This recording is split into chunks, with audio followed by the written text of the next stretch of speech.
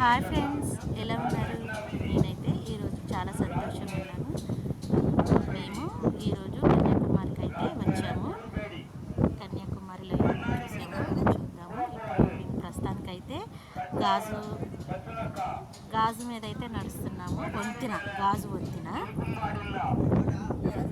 నాకైతే చూడంగానే భయం వేస్తుంది. ఎక్కడ ఇదవుతుంది.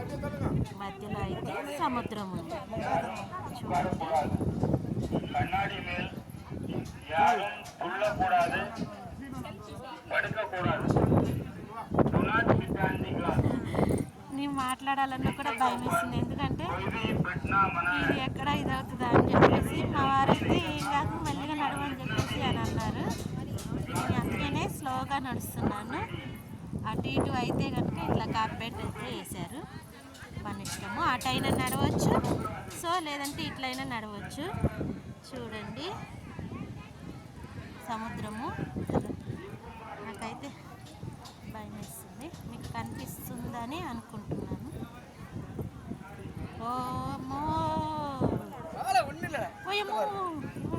చిన్న చిన్న పిల్లలు కూడా ఎట్లా నడుస్తున్నారో చూడండి. ఇక అంతే అయిపోయింది. వర్క్ చేస్తున్నారు, పని చేస్తున్నారు. చూడండి మరి ఏం కడతారో బ్రిడ్జి మరి. జనాలు అయితే చాలా మంది ఉన్నారబ్బా. మీరు ఎప్పుడైనా వచ్చారా? ఎప్పుడైనా మనసు బాగోకపోతే గుళ్ళకి వెళ్తుంటారు. కానీ ఇట్లా యాత్రలు వెళ్ళాలి అంటే కనుక అదృష్టమే ఉండాలి. ఏదైనా దేవుడు అనుగ్రహం లేదే మనం ఎక్కడికి వెళ్ళలేము. ఓకే, కనిపిస్తుందా కన్యాకుమారి? ఈ బ్రిడ్జి మీదకి ఇదే చాలా ఫేమస్ అన్నమాట.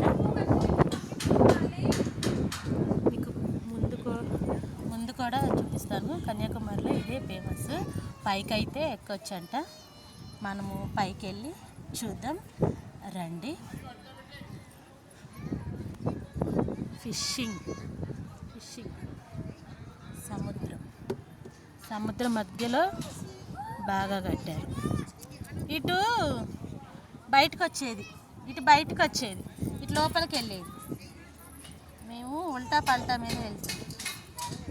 చూడండి కళ్ళజోడు కొనుక్కున్నా. నేనైతే కళ్ళజోడు అయితే ఫస్ట్ టైం నాకైతే వస్తున్నా వచ్చింది అనుకో. కళ్ళజోడు కొనుక్కున్నాను. మీకు ఇంగ్లీష్లో అనిపిస్తుందా? నాకైతే ఇంగ్లీష్ అయితే అంతగా మా పాపే చూసుకుంటారు. ఇప్పుడు లోపలంతా చీకటిగా ఉంది. లైటింగ్ అయితే వేశారు. భయపడ్డాను. లోపలంతా చూడండి రాయితో కట్టేశారు.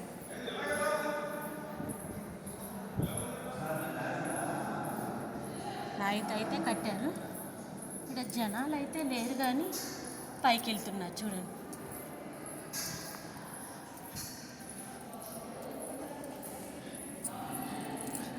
గ్రానైట్ రాయితోనే కట్టేశారు. చూడండి సముద్రం. ఫైనల్లీ పైకి అయితే వచ్చేసాం.